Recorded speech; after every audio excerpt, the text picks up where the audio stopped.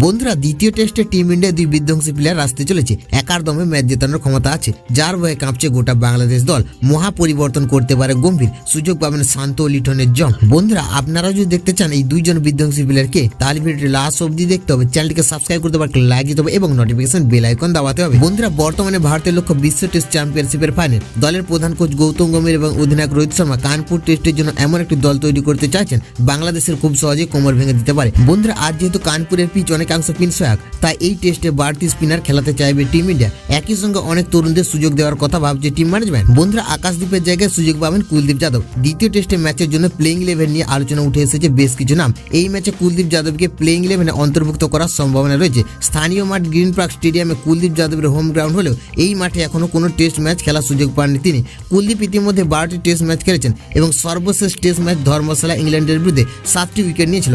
এদিকে যেহেতু কানপুর পিচ স্পিনারদের জন্য সহায়ক, তাই এই টেস্টে আকাশদীপকে বিশ্রাম দিয়ে কুলদীপ যাদবকে দলে নেওয়া হতে পারে। বন্ধুরা, স্পিন অলরাউন্ডার হিসেবে সুযোগ পেতে পারেন অক্ষর প্যাটেল। এদিকে আবার স্পিন অলরাউন্ডার অক্ষর প্যাটেল একটি বিকল্প হতে পারে। তিনি বোলিং এর পাশাপাশি ব্যাটিং এর দলকে সাপোর্ট দিতে পারেন। কুলদীপ মূলত স্পেশালিস্ট স্পিনার হিসেবে খেলবেন আর অক্ষর একজন অলরাউন্ডার হিসেবে নামতে পারেন। তবে স্পিন বোলিং এর গুরুত্ব বিবেচনা করে কুলদীপকে বেশি সুযোগ দেওয়া হবে। বন্ধুরা, এক নজরে দেখে নিন কানপুর টেস্টের জন্য বাংলাদেশের বিরুদ্ধে ভারতের সম্ভাব্য একাদশ। রোহিত শর্মা অধিনায়ক, যশস্বী জয়সওয়াল, শুভমন গিল, বিরাট কোহলি, ঋষভ পান্ত, উইকেট কিপার সারফরাজ খান এবং ধ্রুব জুয়েল, রবীন্দ্র জাদেজা, রবিচন্দ্র অশ্বিন, জাসপ্রীত বুমরাহ, মোহাম্মদ সিরাজ ও কুলদীপ যাদব।